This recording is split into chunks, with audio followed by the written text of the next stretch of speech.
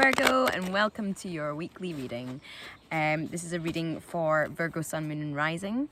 If you don't know your Sun, Moon, and Rising, go look on a birth chart calculator. There's loads of free ones online, and I'm not doing all your dirty work for you, okay? Also, this reading is for June the 11th to the 18th, and I will be doing a 3-part reading this time. It'll be past, present, and future, but don't get hung up on time because the past is just memory, the future is just desire, and the present is a present. Then I will be taking out cards for your ego and your shadow. Your ego is what you project out to the world. Hide your vulnerabilities. Your shadow is your vulnerabilities. The dark side that you don't like about yourself. Then I'll take out cards relating to influences working in your favor and obstacles working against you. And we'll see where your energy's at now. Here we have your cards, Virgs. Overall card for this part of the reading is the Hierophant in reverse. Blocked from spiritual growth, blocked from moral authority, and blocked from faith. You're ready to take a spiritual journey right now, whether that is physical or mental or soulful or whatever, or emotional. I don't care. That's not what I see. I don't see where it is you're actually going. I can't even sense it just now, but you are being blocked from this thing that you're wanting to do. It's not being accessible to you right now. And you feel like you are getting held back because this thing isn't coming to you. Well, your past position, where your energies have been, the world. You've just gone through an ending, a completion, a wholeness. You are, the energy that you're leaving, the energy that you're carrying forward into this present moment is one of endings. You said goodbye to something. Now, the World card, I want to kind of make this really clear. It is completion. That's what it means. And completion can be like, if you do a puzzle, a jigsaw puzzle, when you put all the pieces into place, that's it done. Then it has to be deconstructed and put back in the box for the next time you want to play it, right? Or just take it to the charity shop because there's literally no use in doing the same puzzle twice. What you've experienced is an ending, a closing of a chapter. There's a beautiful little dragonfly that's just sat next to me. Oh, how lovely. It could be that the door is closed. You could have maybe learned the lesson, maybe, but there's an element of completion. That should feel satisfying. Present position is the Two of Voices in reverse. Take a look at that card right around. So that's entanglement. There is someone to which you are thoughtfully tied up. So of the rational brain, of intelligence, someone who you think is really good for you, but actually what you'll find is there's probably emotional unavailability. See, there's two people there. They're tangled up in their hair. Person up here, highest you. Person down here, who's they? I don't know. So this is coming across as if it could come across as an argument. Someone who you argue with quite a lot. Or it could come someone who you feel very attached to but have very conflicting interests or conflicting ideas about. Not about them, but you both have very different opinions on the world, perhaps. But you are still very drawn to them, very attached to them, and don't really want to go without them. However, things aren't necessarily calm. It's not a necessity. My words have been so bad recently. It's not necessarily a negative thing. It's not neither negative or bad or positive. It's almost like the intellectual debate. Somehow you both get something from it, even though there's a bit of drama, and even though you are maybe left with a bit of dissatisfaction from the situation, you are still doing it. You're almost happy with these arguments. Interesting. Future position, where your energies are going to now, is the Star. So you are pulling something forward from the past into the future. It's a manifestation idea. It's a wish. You're holding something very close to your chest. You're pulling in a lot of energy in which to project it out, and it's from the past. Something that you really wanted and have wanted for a really long time is about to come into your possession or your hands or into your sphere. It's going to start happening for you. You really wanted it for ages. You were really longing for it, and it's about to happen.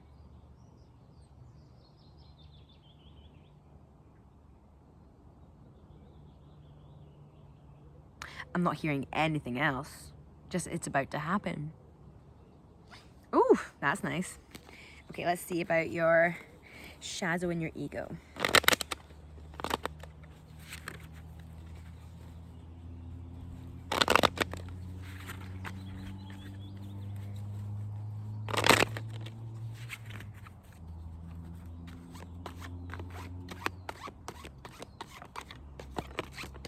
Oh.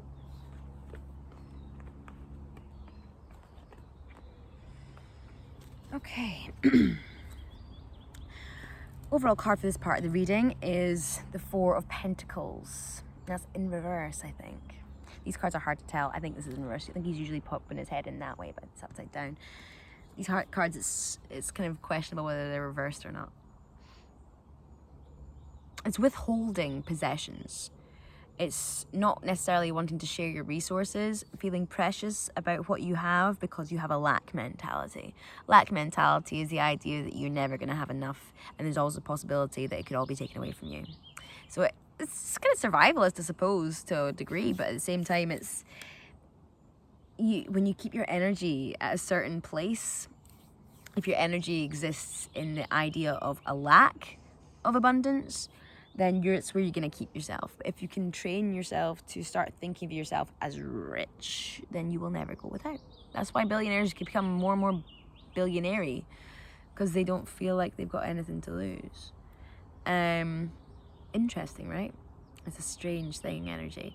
So this lack mentality is kind of the undercurrent of your shadow and ego. A lot of your negative behaviors that you don't like about yourself are coming from this space of feeling like you're not going to have things and you're going to be struggling.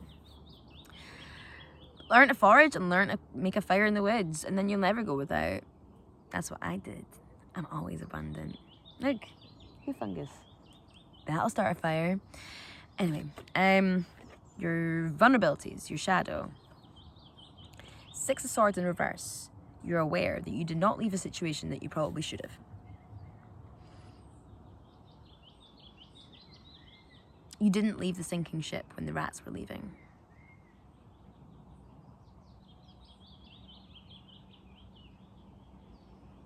And you don't want to kind of tell everyone that.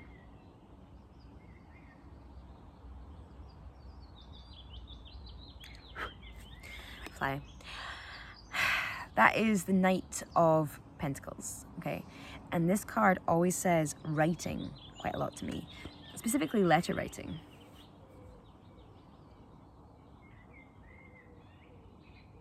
You know fine well that you should have left a situation because it wasn't allowing you to create. No, it wasn't allowing you to generate the income that you needed to generate. And you refused to let it go because of pride. You didn't want everyone to know that you weren't being as successful as you kind of hoped. So you just kept on doing it. What you're presenting to the world is that you're continuing to work. Like, I'm seeing this as writing, but I'm seeing this much more as working in an industry which isn't necessarily very secure, like such as art, music, writing, creative industries. And instead of leaving that situation because you know it wasn't going to be fruitful, you've stuck around and carried on working, almost in stubbornness. Show everyone that you're not giving up, you're not giving up. It's not about giving up, it's about making yourself happy. The dynamic in between that is the three of clubs, which is three of wands. God, I can't say words. Three of wands in reverse. As waiting for your partners in crime to come along to help you. You can't finish the project until they make an appearance. You're waiting on everyone else joining in order for you to get success. And that's Eight of Wands in reverse, which is not communicating. Eight of Wands is communication. This is non-communication. You've not been communicating. You've been waiting for them to come to you, but you're not telling them that you need them around for you to make the work. You're stubbornly sticking along with a situation, regretting your decision to stick at this, continuing to make work, even though you feel like it's fruitless. And that's because you need to actually tell folk that you need them to join in. You're needing your pals to help you out a wee bit in, maybe it's a collaborative practice you have. Maybe you're a collaborator and you feel like you've not got any collaborators around. But this is saying to me you're also sick of waiting. You're sick of waiting for collaborators. Well, maybe you're not meant to have a collaborator. Maybe you just stand into your practice in your own right and make some beautiful, beautiful things. Right, let's see where your influences and obstacles are sitting.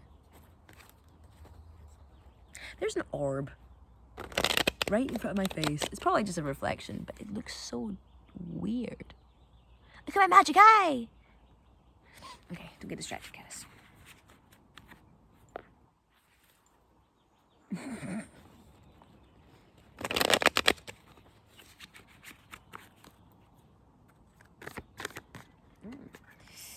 Influence for swords in reverse, not taking a rest period. So you're not chilling out. The devil in the dynamic and the fool in reverse.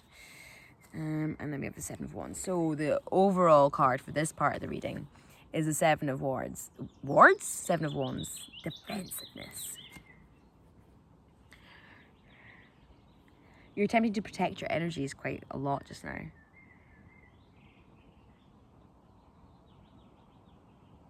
No, I'm hearing actually that you keep on coming across barriers. They keep on coming in your path. The barriers keep on coming in your way and you're not able to cross. This is what the external energy is about. Sorry, foot cramp. Influence is working in your favor. Not taking the rest. Still working on it is helping you. Not taking that rest period. Not settling. Not settling for less than you deserve. That's what it's saying to me. I mean, Four of Swords is a rest energy, rest and recuperation, and a block from doing that. You're not allowed to take rest right now. Influences, obstacles working against you is the Fool. You're not comfortable with taking the risk. You're needing to take a risk right now, and you're not happy about taking a risk. And the reason is because the devil in reverse. That's the breakage of bonds. That is freedom. That is not needing anyone else to achieve the things that you want to achieve. It's getting rid of codependency.